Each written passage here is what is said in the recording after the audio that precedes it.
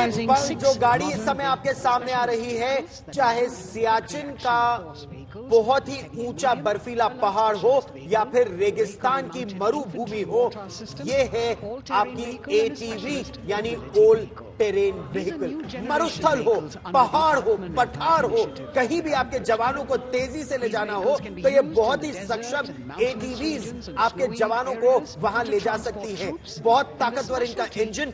एक और महत्वपूर्ण बात, स्वदेश में बनी टेक्नोलॉजी ये युद्ध में गेम चेंजर साबित होती है। इसमें जो जो हथियार आप तेजी से एक जगह से दूसरी जगह ले जा सकते हैं, यह दर्शाता है कि दुश्मन के पास अगर एडवांटेज है तो अब वो खत्म हो रहा है। हमारी सेना बहुत तेजी से न केवल वहां तक पहुंच रही है बल्कि वहां से आगे, उनके आगे इन एटीवीज के साथ, ओल्ड टेरेन व्हीकल्स के साथ अपने जवानों को, इनको एक एम्बुलेंस के रूप में भी दिखा सकते हैं कि अपने जवानों को तेजी से युद्ध के क्षेत्र से वापस लाकर उपचार के लिए भी ये गाड़ियां बहुत सक्षम हैं। आप अगर इसके पहिए की चौड़ाई देखेंगे, इन गाड़ियों की संरचना देखेंगे तो आप समझ सकते हैं कि किस तरह की परिस्थितियों की बात हम कर रहे हैं। मेजर तूफान सिंह चौहान इसकी अगुवाई करते हुए, इस दस्ते की अगुवाई करते हुए आगे की ओर बढ़ रहे हैं। ये एटीवीज अब सारे दुर्गम क्षेत्र में भारतीय सेना के जवानों को तक पहुंचाई जा रही है ताकि वहां पर उन्हें किसी तरह की कोई दिक्कत न हो और वो दुश्मनों का सामना बहुत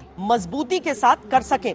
लेकिन हमने ये दस्ता आपको दिखाया एटीवीज का, और इसके आगे जो अगला हमारा कर्तव्य पथ पर जो झलक हम देखेंगे उसकी अगुवाई एक महिला ऑफिसर कर रही है, लेफ्टिनेंट प्रियंका सेवड़ा। और साथ में क्या है, Pinaka.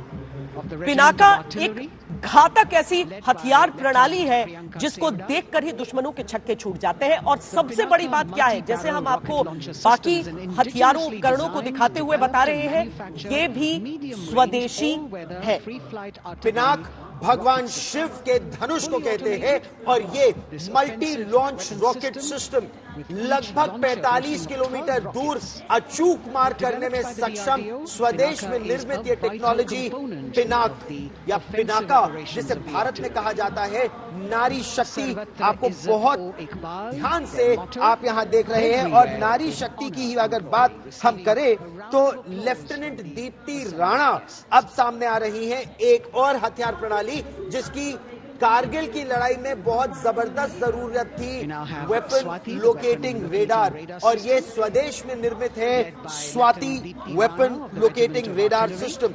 Lieutenant Deepti Rana, regiment of artillery, यानी दुश्मन की तोपें कहां से आप पर वार कर रही हैं उसका पता लगाना ताकि आप सीधी काउंटर बम्बार्डमेंट कर सके।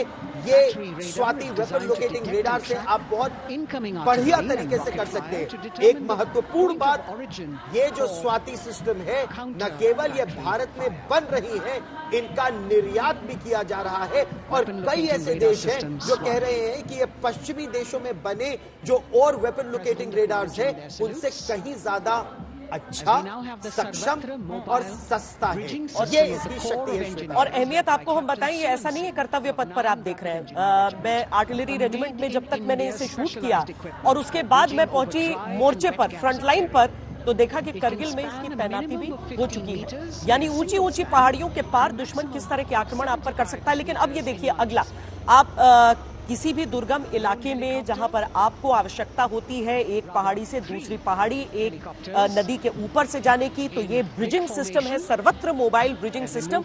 जैसा कि नाम है उसी से आप अंदाजा लगा सकते हैं कि इसकी भूमिका क्या होगी। कहीं भी कैसी भी जरूरत हो ये पुल बना देते हैं। ये कोर ऑफ इंजीनियर्स का कमाल। और आप ये सोचिए, ये ऐसे पुल बनाते हैं इंजीनियर्स जिसमें न केवल टैंक, छोटी गाड़ियों से लेकर टैंक जा सकते हैं। और ठीक इससे पीछे 21वीं सदी का युद्ध कितनी तेजी से बदल रहा है, ये जैमर सिस्टम है। ड्रोन को जैम करना हो, दुश्मन की तरंगों को जैम करना हो, तो ये जैमर सिस्टम। एक बार फिर आप सलामी मंच पर नारी शक्ति देख रहे हैं। Lieutenant colonel Ankita Chauhan command कर रही है ड्रोन जैमर सिस्टम को। आप ये सोचिए, दुश्मन के कई ड्रोन आप पर वार कर रहे हैं, तो आप उसके सिग्नल को ही जैम कर दीजिए, वो ड्रोन धड़ाम से वही गिर जाएंगे।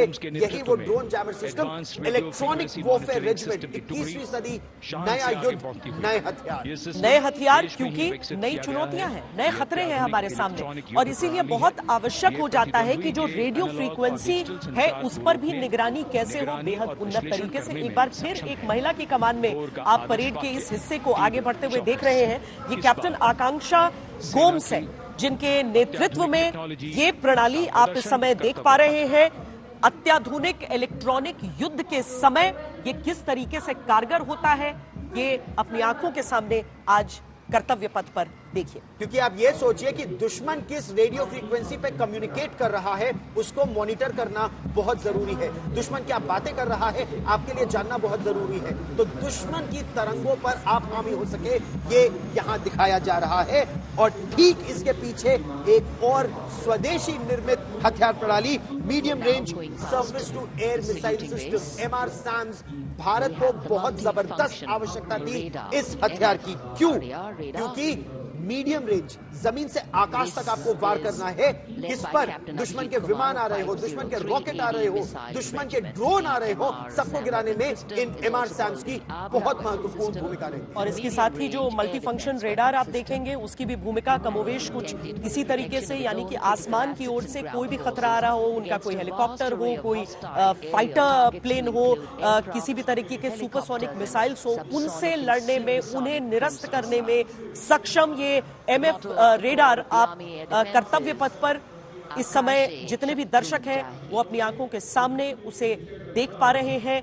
भारत की न केवल आक्रमण की जो क्षमता है, बल्कि भारत की जो रक्षा प्रणाली है, वो सबको दर्शाते हुए परेड का ये हिस्सा इस समय जो आगे बढ़ता हुआ है। MF रेडार यानी मल्टी फंक्शन रेडार, बहुत तरह की तरंगों पर आपको एयरवेव्स को डोमिनेट करना है, दुश्मन को गिराना है। यहां पर स्वदेश में निर्मित ये टेक्नोलॉजी भारत की रक्षा में महत्वपूर्ण भूमिका निभाते हैं, क्योंकि दुनिया के कई देश हैं जो आपको ये सबसे लेटेस्ट टेक्नोलॉजी देना नहीं चाहते।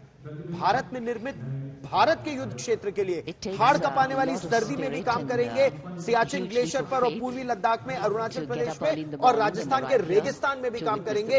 ये इनकी सबसे बड़ी बात है। और ये देखिए विहंगम दृश्य, आप इंडिया गेट के ऊपर एक कैमरा लगा है और उस कैमरे से आप पूरा कर्तव्य पथ इसीलिए देख रहे हैं। इसीलिए तो ये कहते हैं आकाशे शत्रुंजयी, जो भी आकाश से शत्रु आ रहा हो, किसी भी रूप में आ रहा हो, उसका विनाश कर देते हैं ये। लेकिन सारे लोग क्यों आसमान की तरफ देख रहे हैं? क्योंकि फ्लाई पास्ट का एक हिस्सा अभी आप कुछ देर में देखेंगे, जिसमें हेलीकॉप्टर सबसे पहले हमारे, और एक से बढ़कर एक हेलीकॉप्टर्स, कुछ भारत में निर्मित, कुछ विदेश से अर्जित, वो सब आसमान में अपनी शक्तियां भी दिखाएंगे। फाइटर जेट्स के साथ भले ही कोहरे के साथ ये समस्या हो जाती है सर कि वो कितना नजर आएंगे, लेकिन कम से कम हेलीकॉप्टर्स जो थोड़ी नीची उड़ान और थोड़ी धीमी उड़ान के साथ जाएंगे, वो लोग इस समय देख पाएंगे।